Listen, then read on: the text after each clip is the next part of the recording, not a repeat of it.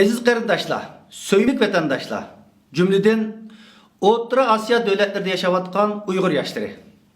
Men bugun sizlarga dunyoning har qaysi joylaridagi Dünya Uyg'ur qurultiyi rahbarlari va vakillar nomidan salom yo'llash bilan birga yosh o'g'il qizlarimizga, iniz singillarimizga ikki og'iz xitob qilmoqchiman. Milliy ozodlik ko'rishimiz tarixida Uyg'ur yoshlarining har qachon jangovarlik, avangardlik, fidokorlik hislatlari bilan kurash g'albisiga kapolatlik qilib kelgan asosiy qo'shinlik rolini o'taganligi hammamizga ma'lum. Bugun xalqimiz tarixda ko'rilmagan og'ir azoblarga, diniy, madaniy, irqiy qirg'inchiliklarga, millat sifatida yo'qotilish xavfiga duch kelmoqda. Millionlagan xalqimiz Xitoyning jazo lagerlariga majburiy qamalib, odamiylik izzatlaridan, eng aqalli yashash haqlaridan mahrum qilinmoqda. Eg'ir xo'rliqlarga uchirmoqda.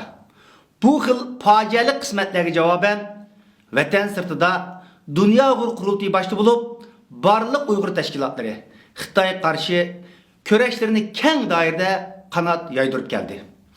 Dunyoning har yerlaridagi qaysar Uyg'ur yoshlari ko'krak kirib o'tirg'i chiqib, namoyish qilish, guvohlik berish, uzungi yurishlar qilish, imzo to'plash kampaniyalari elib berish, shaxsiy qarshilik faoliyatlari uyushtirish, norozilik bayonotlari e'lon qilishga o'xshagan har xil shakllarda mujodalarini qanot yaydirib, jazo lagerlari masalasining dunyo siyosatining kun tartibidan o'rin olish yo'lida imkoniyat yar bergan doirada jasoratlar ko'rsatmoqda. Halbuki muajiratdagi Uyg'urlar eng ko'p o'ltiraqlashgan O'rta Osiyo Cumhuriyetlerideki vatandaşlarımız bu devletlerinin siyasi şaraiti sebebinden yeterlilik sada çıkışka cesaret göstermeye geldi.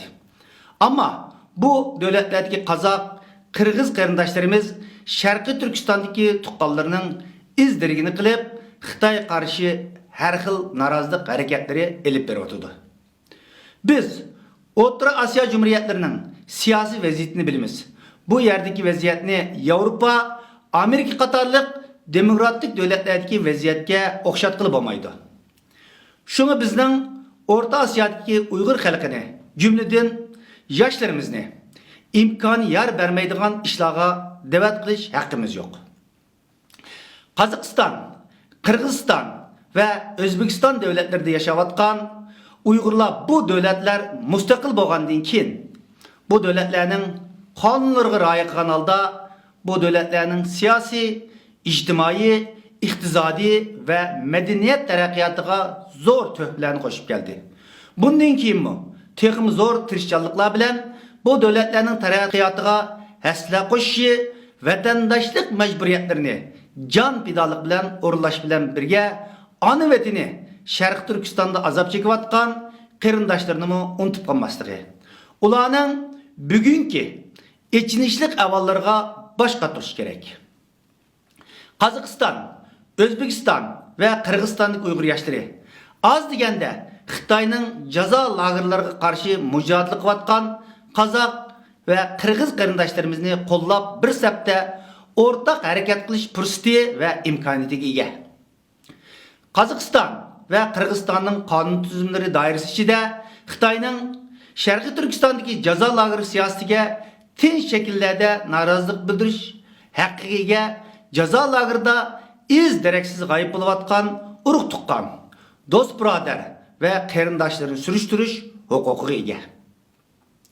Sharq Turkiston xalqi bilan hech aloqasi bo'lmagan bengalliklar, malayziyaliklar, indoneziyaliklar, hindistonliklar Xitoyning inson qalbidan chiqqan zulmlarga, Uyg'urlarning diniy, iqtisodiy, milliy kimligi qilinayotgan tajovuzchiliklarga norozilik bildirib ko'chalarga to'kilayotgan bu kunlarda Qozog'iston, Qirg'iziston va O'zbekiston yashayotgan 1 milliondan ortiq Uyg'ur qarindoshlarimizning gündan sizlar yoshlarning o'z qarindoshlaringlarning oqibatini surishti qilish, ularning jazo lagerlaridan qutulib chiqish uchun qonuniy ravishda harakat qilishinglar intayin normal hodisa bo'lib qolmasdan, balkim bu bir vijdoniy, milliy, diniy majburiyatinglardir. Bu bir zurriyatdir. sükut turuş bekla ichinarlıq hadisi bulup kalmasın belkim ağır bir cinayettir. Men Orta Asya Cumhuriyetlerindeki vatanperver Uyghur yaşlarını hem de Kazak, Kırgız, Özbek ve başka kırındaş, dindaş millet yaşlarını tarih betlerden millet süpti yokutuş xatirga duch kelayotgan Sharq Turkiston xalqiga ega chiqishga, ularning erkinligi va normal insoniy hayotga erishish haqlarini qo'g'dash yo'lida fidokorlik ko'rsatishga, hech bo'lmasa Xitoyning insoniyatga qarshi bu zulmlarga javoban bir sado chiqarishga chaqiraman. Sharq Turkiston xalqining beshi kelayotgan bu kulfatlarning ata Qozog'iston, Qirg'iziston, O'zbekiston xalqlarining beshiga kelmasligi uchun hazırdan başlap tedbir edişlerini, uykudan uyg'onishlarni, sükutni terk etip bu zulümga, adaletsizlikka, insaniyetga qarshi ishlanayotgan jinoyatlarga qarshi qonuniy ravishda kurash qilishlarini umid qilaman. Allah haq yo'lda kurash qilganlar bilan birgadir. Sözümning oxirida O'rta Osiyo Cumhuriyetlerindeki vatandaşlarımızdan Dünya Uyghur Qurultayı yo'q qo'ygan Uyg'urlik bedeli sistemisini aktiflik bilen qo'llashini umid qilaman.